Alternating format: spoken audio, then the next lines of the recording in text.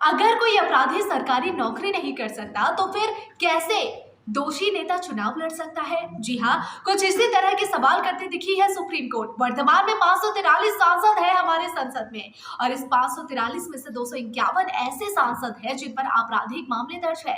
इतना ही नहीं, देश में कई ऐसे विधायक बने नेता हैं जिन पर आपराधिक मामले दर्ज है, बावजूद इसके वे चुनाव लड़ते आए हैं और नेता बने पड़े हैं, जिस पर अब सुप्रीम कोर्ट ने सवाल खड़े कर दिए हैं।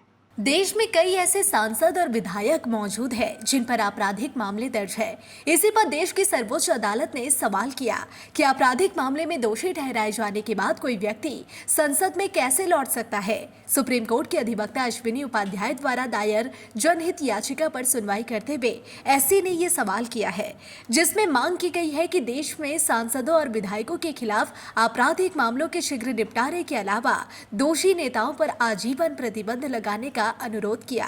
जस्टिस दीपांकर दत्ता और जस्टिस मनमोहन की पीठ ने इसलिए इस मुद्दे पर भारत के अटॉर्नी जनरल से सहायता मांगी है। चुनौती देने पर केंद्र और भारत के निर्वाचन आयोग से 3 सप्ताह के भीतर जवाब मांगा है।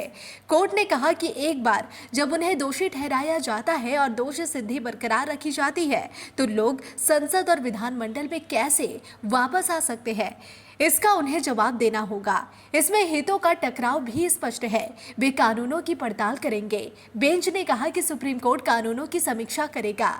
पीठ ने आगे कहा, हमें जनप्रतिनिधित्व अधिनियम की धारा 8 और 9 के बारे में जानकारी होनी चाहिए। यदि कोई सरकारी कर्मचारी भ्रष्टाचार या राज्य के प्रति निष्ठाहीनता का दोषी पाया जाता है तो उसे व्यक्ति के रूप में सेवा के लिए उपयुक्त नहीं माना जाता, लेकिन मंत्री बन सकता है।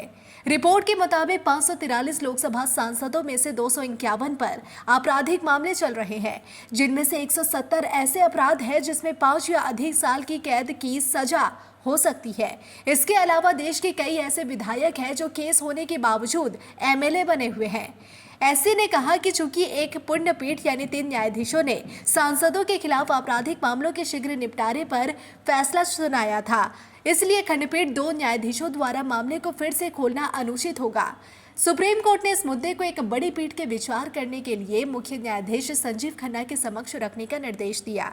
कोर्ट के न्याय मित्र के रूप में सहायता कर रहे सीनियर एडवोकेट विजय हंसारिया ने कहा कि सुप्रीम कोर्ट की ओर से समय समय पर दिए गए आदेशों और हाई कोर्ट की निगरानी के बावजूद सांसदों विधायकों के खिलाफ बड़ी संख्या में मामले लंबित हैं।